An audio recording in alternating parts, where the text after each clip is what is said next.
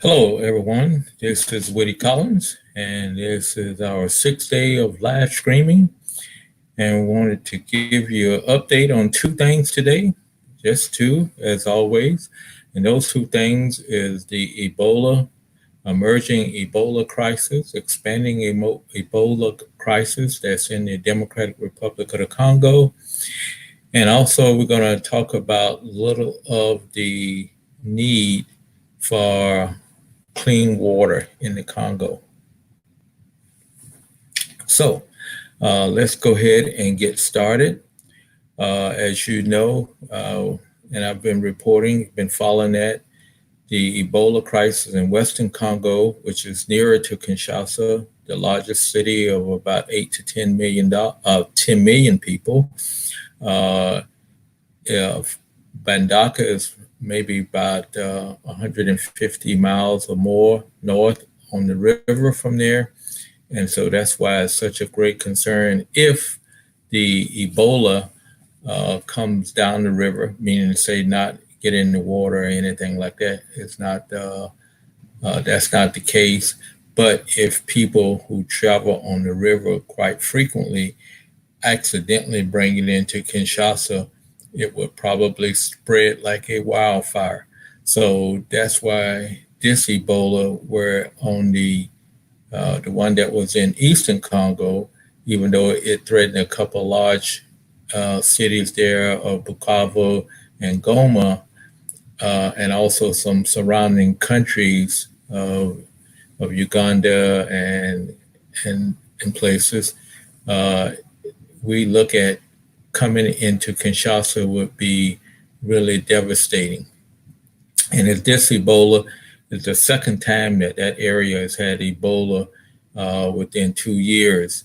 So that's also critical that what is going on, even though Congo has had a lot of Ebola outbreaks in the past, none of them have been so close back to back in the same area. So that's why we're really concerned about this and hope that it will possibly subside and they get it under control.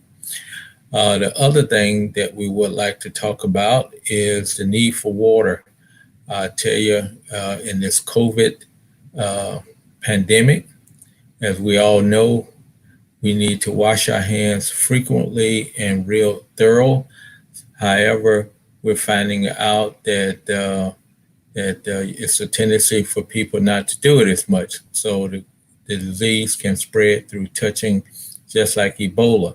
So water is both critical to both the Ebola crisis, arresting the Ebola crisis, and also in the COVID pandemic. So what is the situation in Congo for water? Congo has a great need for water, even in the cities.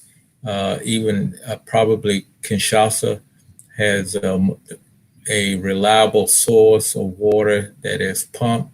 If you're in an area that was traditionally who had water from the 60s or 70s, when the Belgian was there, you probably still got water, and you probably can rely on it, not for cleanliness, safety sake, but you can rely on it for frequency. You may lose water for a day, a couple of days or something like that, but it's not like in some of the other cities or even in the villages which don't have any water at all. Like in Kananga, there's the pipes are deteriorating, so they actually cut off the lines to certain areas because the pipes are so deteriorated that they don't you can't get water from there. So that's a problem. And also, they ration the water. And I say ration because they don't have really enough fuel to run the diesel generators for the pumping stations.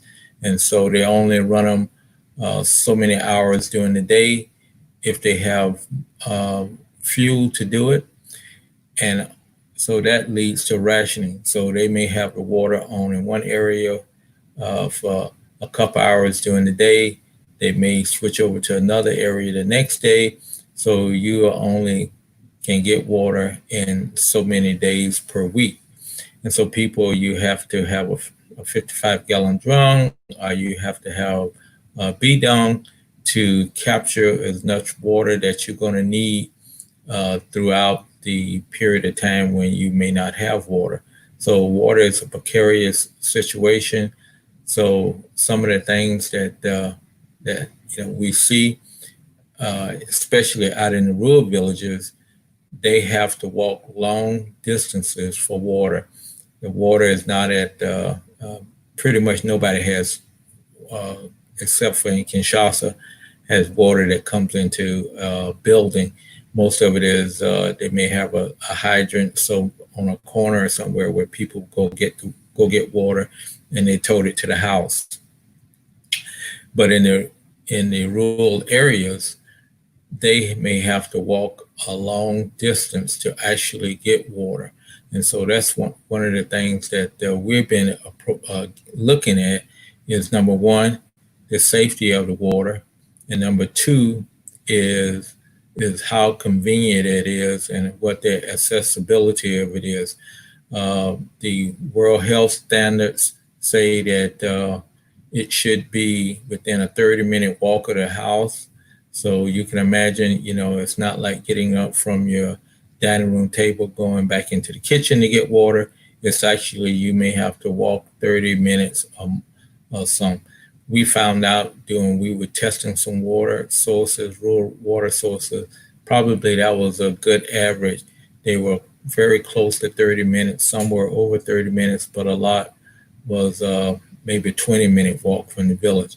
So what I want to do right now before we close is to let you look at some of those water sources and see what they're dealing with, and then conclude on that. So stand by. Let me share my screen.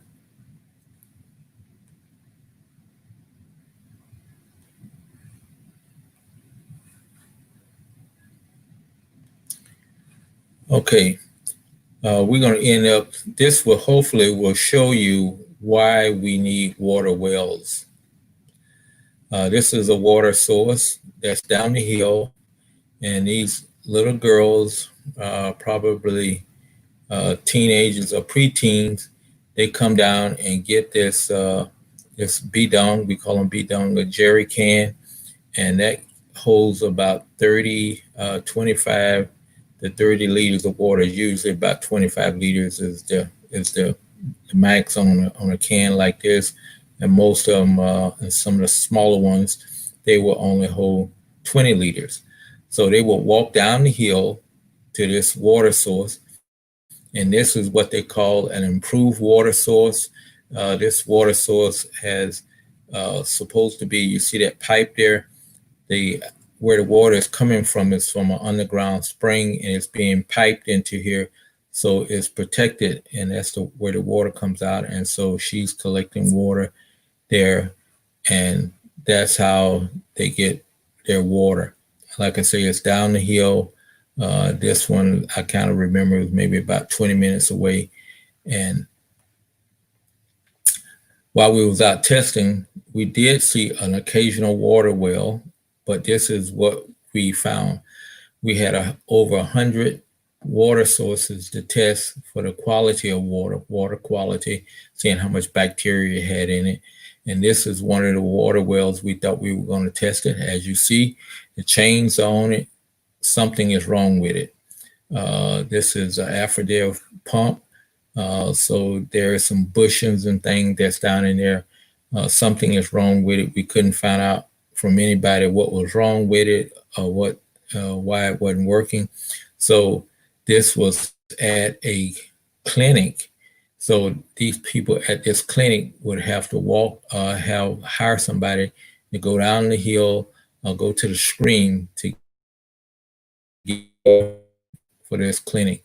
So you can imagine if you're fighting an epidemic of Ebola or something like that, or even coronavirus, you need to get water, and so you're going to have to rely on and pay money to get somebody to go get you water. So we did start drilling wells. This is a well drilling machine that I took over to the Congo in probably about 2015 or something like that. And it's still there. And so we were out working on drilling a well, a borehole. And then what you do is stick a pump down in the borehole, and then you can pump water up out of the ground. Like a lot of the people who may live in rural areas in the United States, they have boreholes that they have get their water from. And usually in the cities, some of the cities, the outlying cities, they may have a water tank in town, and they have a big borehole where they pump water from subsurface up to that tank to build pressure, and then they distribute it out through town. But this was one of the smaller machines. However, we have moved up to a larger machine to do water, to drill boreholes. This one was taking us about 5 days to drill a well, and what we needed to do, because there's such a great need, we needed to do maybe 3 wells in a week, and so that's still not enough capacity, but that's the best we can do at this time.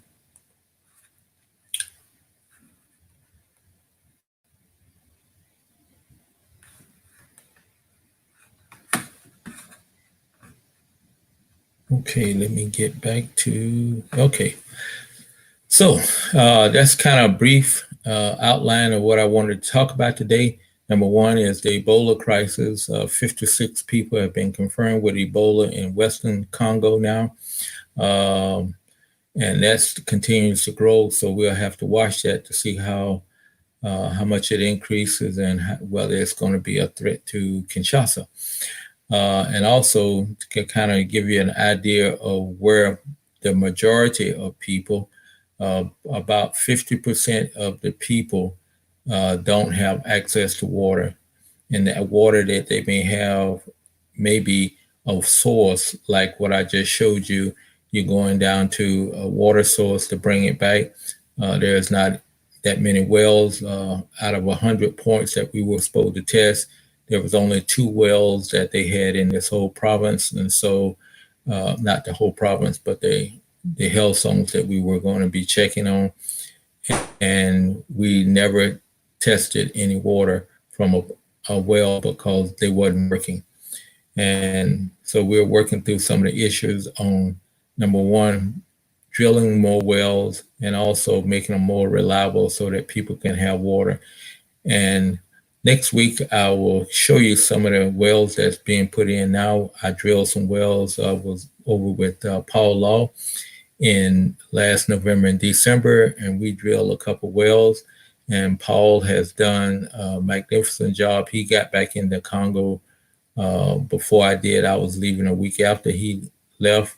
And so he was able to get in before they closed off the borders. And Paul has drilled 5 wells so far, and he's getting ready to start on a project to do 15 more wells. So water is a big issue, and it's especially a big issue in this time of pandemics from both Ebola and the coronavirus. Like I say, if you have any questions, drop your questions to me on Facebook or YouTube. Email me at wmcollins@Congo Helping Hands, and I can get those answered. We can do a special broadcast because this is day 6 of a 30-day challenge. And so we're going to be here for at least 24 more days of talking about different things in the Congo. So this has been Talk About the Congo for day 6, and I'm Woody Collins, and thank you for joining.